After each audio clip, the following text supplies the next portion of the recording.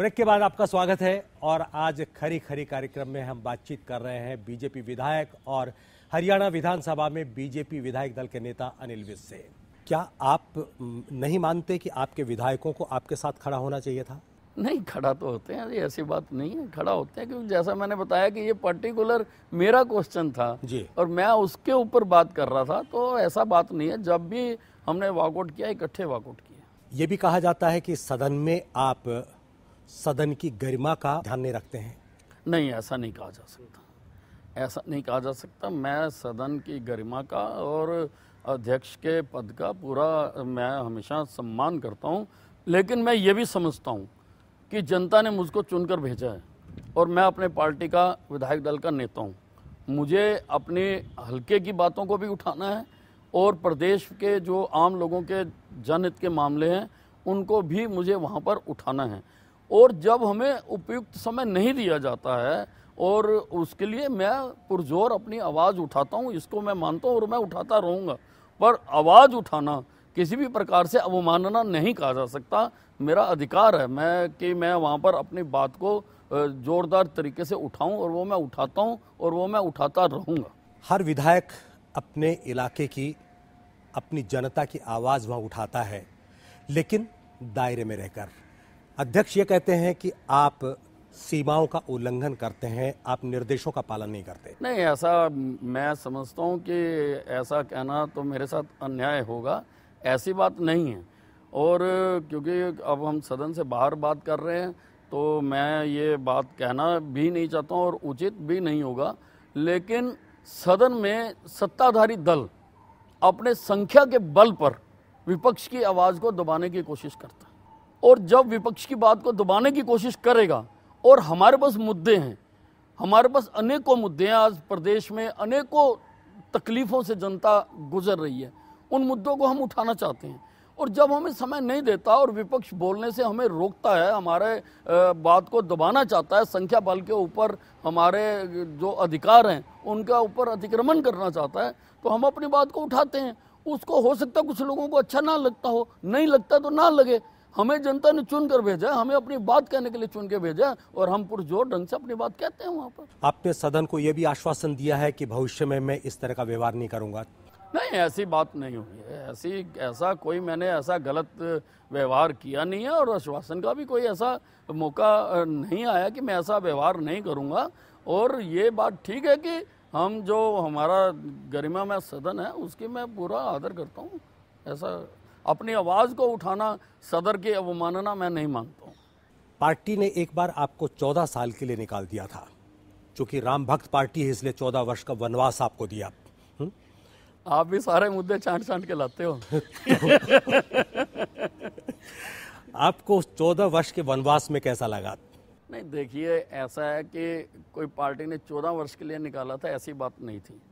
लेकिन मैं पहली बार 1990 में चुनाव लड़ा था। वैसे मैं इस संगठन के साथ विद्यार्थी जीवन से जुड़ा हूँ। 1969-70 से मैं अखिल भारतीय विद्यार्थी परिषद में काम करता था। उसके बाद मैं बैंक में मेरी नौकरी लग गई और मैं बैंक में काम किया। मैंने स्टेट बैंक में मेरी 16-17 साल की सर्विस है। लेकिन 1990 में पार्टी ने मुझे रिज़ाइन करवाकर और मुझे बाई इलेक्शन अम्बाला से लड़वाया था।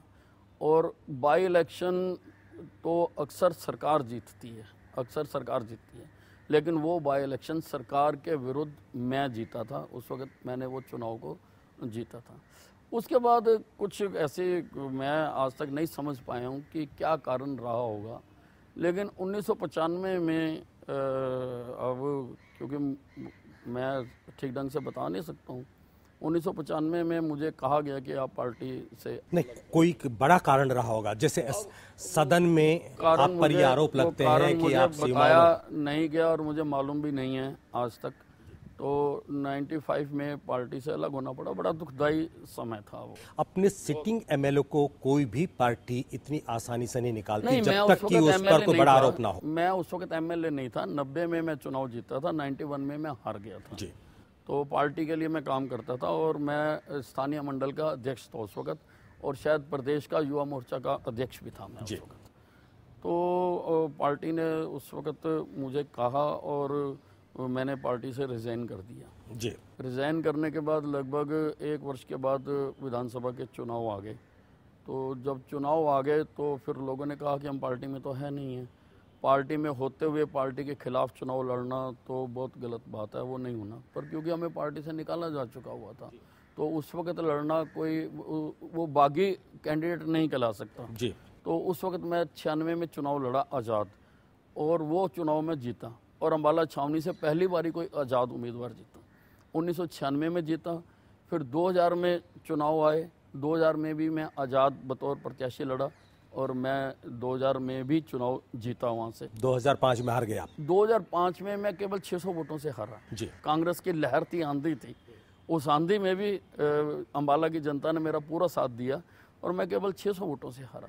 और ये जो अब चुनाव हुआ है इसमें पार्टी ने मुझे दोबारा मान दिया, सम्मान दिया, और पार्टी ने दोबारा इसमें एक बात देखने की है कि 14 साल में पार्टी से बाहर रहा पर मैं किसी और पार्टी में नहीं गया। हालांकि हर पार्टी ने मुझे लेने की कोशिश की, मुझे पद भी देते थे, सरकार में भी पद देते थे, पार्टी में भी पद देते थे, लेकिन मेरा पार्टी के प्रति स्नेह था। मैं पार्टी के दरवाजे पर बैठा रहा, लेकिन मैं किसी और पार्टी में नहीं गया 14 सालों में। और इस बार पार्टी ने मुझे दोबारा